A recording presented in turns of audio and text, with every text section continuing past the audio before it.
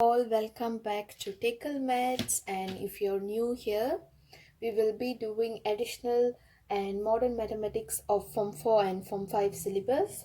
And currently I am trying to finish off the Form 4 additional mathematics syllabus, and today we are in the chapter 3, which is quadratic functions. Okay, so we have chapter 3, 3 quadratic function. So what are quadratic functions? So previously we have looked in chapter 2 quadratic equations, where I have already stated that quadratic means the unknown. For example, let me give you, we have looked at the general form of quadratic equation,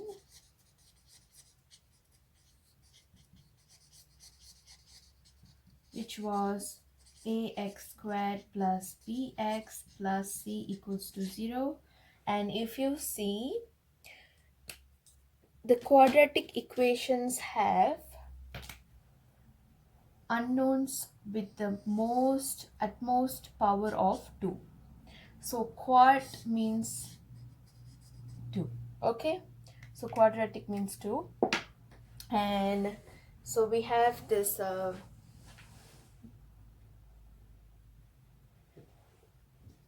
quadratic functions here, which is actually also equation which is going to be with an unknown of utmost power of 2. But because now we are looking at the functions, if you remember, in chapter 1 we studied about function, and in chapter 2 we studied about quadratic equation. Now in chapter 3 we are going to uh, join both the concepts, like gabungkan dua-dua konsep tu, function and quadratic equation, to become quadratic functions. And the general form for that is just simply fx equals to ax squared plus bx plus c. So nothing has changed, just that this 0 is now substituted with fx. Fx is usually, it can be fx or hx or whatever function. This notation here is actually a function notation. So now we are going to have a look at the two basic stuff that you have to know about a quadratic function. And the basic thing that a function should have, uh, except this whole equation, is graph. Okay, so functions are always said to be the equation formation of a graph. And as I did explain this in chapter 1. If you haven't watched it, please go and do.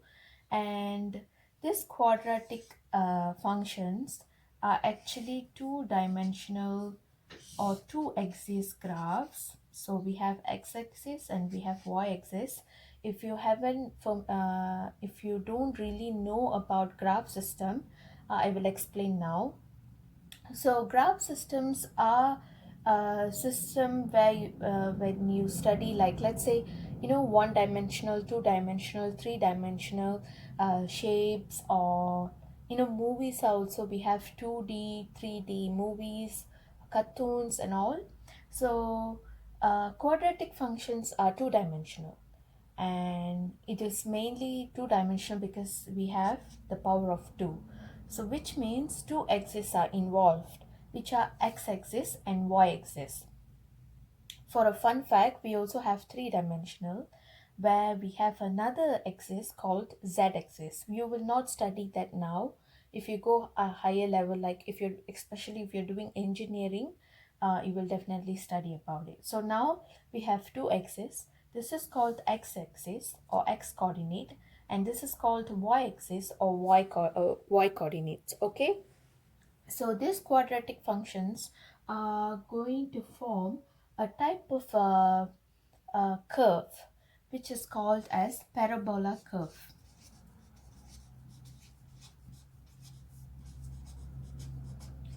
Why is it called parabola curve? Uh, I know the answer, but if I explain now, you guys no need to know why it's called parabola, so don't think about it now. So this parabola curve will take only two types of shape. So the shapes that it will take are either like this or like this. Okay, either it's a sad face, a sad mouth curve, or a happy mouth curve. Okay, so the shape that this parabola curve can take is these two shapes. But then when we put this into the graph, it's going to be slightly different according to the roots of the quadratic functions. So what are the roots? So we have already looked at the in chapter 2 in quadratic equation, that the roots are the values taken by the x, unknown x. So we saw in the last part of chapter 2 that we have three types of roots, which is two roots, one root, and no root. Okay, and how to find out? So we have a way to find out if this equation or function has two roots, one root, or no root. Way to find out is using this formula called p squared minus 4ac. So if this p squared minus 4ac is greater than 0, then we have two different roots.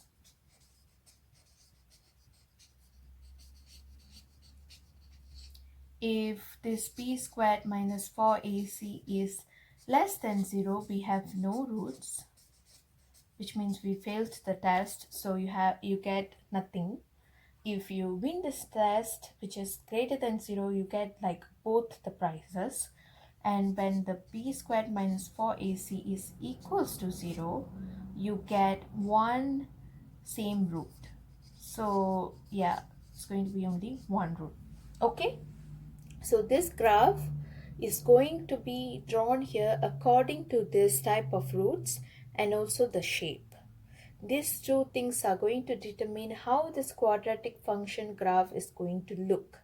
And to determine this shape, we have another test, okay, which is checking the value of a here in this general form. So if the a, which is the first unknown, which is the uh, number before the x squared, if the a is greater than 0, which means we scored a good mark, okay, you won the race, you will have a smiling face, smiling mouth. And if it's a less than 0, you will be sad because you failed, so it's going to be a sad mouth, non-smiling mouth. Okay, so now let's look how to plot or draw this graph according to this shape and the roots. Okay, now let's draw or plot graphs according to the shape and the number of roots. So let's start up with the a greater than 0, where the graph is going to be a smiling positive graph. Okay, so when a is greater than 0, you scored really well, so the graph is going to be a smiling face graph. And also when the b squared minus 4ac is greater than 0, which means both you got like double the prize money, you will have two roots, right? So as we have already looked at just now and also in chapter 2, end of chapter 2. So the graph is going to be similar to like this, or it can also mean that if we have so you can get either all positive like this, or it can also mean that you might get maybe like this or like this, all negative. So the important part is to just remember the graph shape. When a is equals to greater than 0, the graph is going to be a smiley face. And when this whole test is passed and you get 2 roots, this parabola curve is going to cut the x-axis 2 times. And how to check? Just see that the intersection in this part is 2. Okay, so now let's have a look at the second case where the a is again greater than 0, which means it's a smiley curve, but then b squared minus 4ac is equals to 0. So then the graph is going to be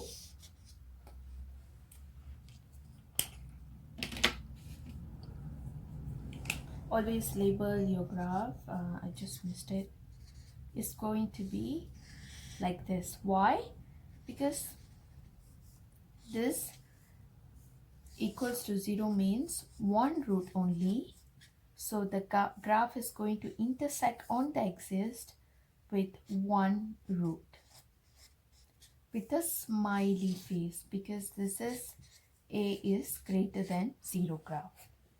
Okay, so now let's have a look at the third case, which is going to be again a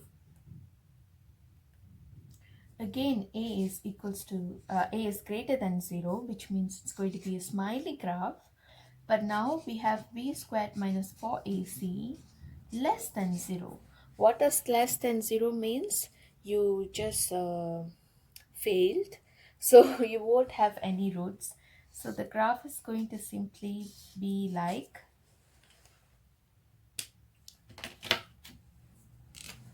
this, hanging graph. It has no intersection because no roots.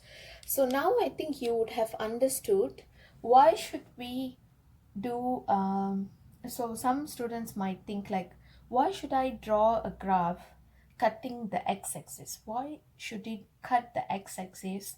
If I have 2 roots, I have to make sure I cut the x-axis like twice. And if I have 1 root, why I should cut it like in one place? And if no root, why I should not cut it? Because earlier when we looked at the chapter 2, we had x values as the roots.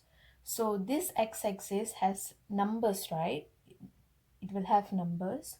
And when the graph, when you plot it as a graph, you have to show the numbers on the graph.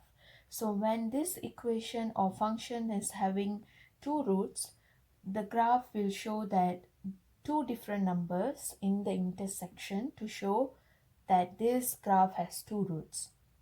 And when it has no one root, it will show the intersection at one number to show that this x has this number. Okay, and when no root, it won't intersect at all. Okay, that is how it works in graph form. So let's have a look at the fourth type of graph, which is going to be a less than 0, which means we are going to be sad because we failed the test. A is like less than 0 and we are sad. So let's see, when we have b squared minus 4ac greater than 0, we have 2 roots. By now you should really memorize this because yeah, we are learning this almost every video. Let's look at the graph now. Because this is a sad emoji, yeah, we can call this as a sad emoji. Because this graph is a sad emoji, this has 2 roots. It has to cut the graph twice, so the graph is going to be something like this, where you can see the cut is here. So sometimes the value of x can be one positive or negative, one negative value like this. So it doesn't matter, like you just cut the x's where the x value gets. When you solve the quadratic function or equation, you will get two roots, and just plot the graph cutting the two roots.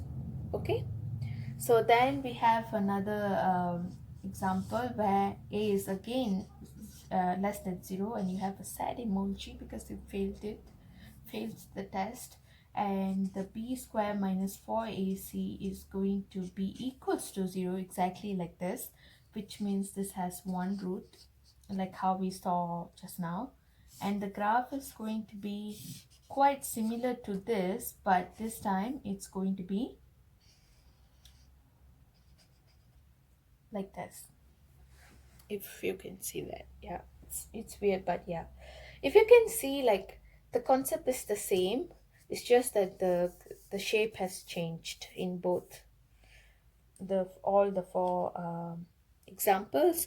Now we are going to look at the fourth one, which is going to simply be exactly quite same but with a different graph shape. A is equals less than 0, we're going to be sad emoji. Just now it was a happy emoji. And when b squared minus 4ac is less than 0 like this, we have no roots, and the graph is going to simply be like this. As I say, it's going to be the opposite. So what you really have to remember is the concept of roots using this equation, a formula, and also the shape of the graph. So just remember that whenever you get a good mark, which is going to be greater than 0, you always use the happy emoji, and when it's less than 0, you're going to be using the sad emoji. So that emojis are going to represent the graph shape. Okay, and also I have one last reminder for this particular video today, which is just now we had to look at the shape, right? So each shape has its own name, and the name is going to be called as minimum and maximum here. Okay, why is that? So you will ask, why is this minimum and why is this maximum? I'm already confused. This is a is greater than 0, so it should be maximum, right? Okay, this minimum maximum is not depending on this a, it's depending on the graph. Okay, remember that. So we are saying this is a minimum graph, not a minimum a. Okay, so remember that. So this is a minimum graph. Why? Because the value is going to be below, down. Okay, the x values are going to be down the graph, so it's a minimum, and the x values are going to be get from the upper part of the graph, so it's going to be maximum. Okay, these are the stuff that you really have to know for this particular chapter. And we will have a look at the following days. We will have a look at how to interpret this, and tomorrow we'll look at some examples on how to really plot the graph according to by solving this equation formula here, and finding out is this minimum or maximum. Okay, so if you haven't subscribed my channel yet, please do subscribe and learn mathematics for free. And if you wish to share with your friends, please do. And yeah, and also if you want to send me some questions, you can always send some questions to me through the email address of ticklemaths1227@gmail.com. And also tag me in Instagram by following me there, ticklemaths1227. And if you really wish that you want me to do the videos in a particular language like Malay or Tamil, you can always comment down in the comment section for it. And I will see you guys in the next video. Thank you for watching. Bye.